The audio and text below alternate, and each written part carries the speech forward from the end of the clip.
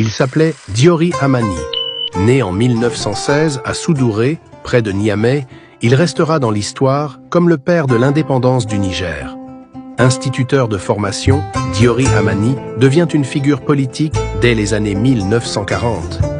Il est élu député à l'Assemblée nationale française en 1946 et milite activement pour les droits des Africains au sein du Rassemblement démocratique africain. En 1958, il fonde le Parti progressiste nigérien, PPN-RDA, et devient Premier ministre. 2 ans plus tard, le 3 août 1960, le Niger accède à l'indépendance et Diori Hamani en devient le premier président. Son mandat est marqué par une diplomatie active, un attachement à la coopération avec la France et une politique de centralisation du pouvoir. Mais face aux sécheresses, à la famine et à l'autoritarisme grandissant, la contestation monte.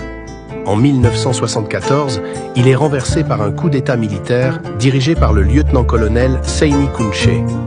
Diori est emprisonné, puis placé en résidence surveillée pendant plus de 10 ans.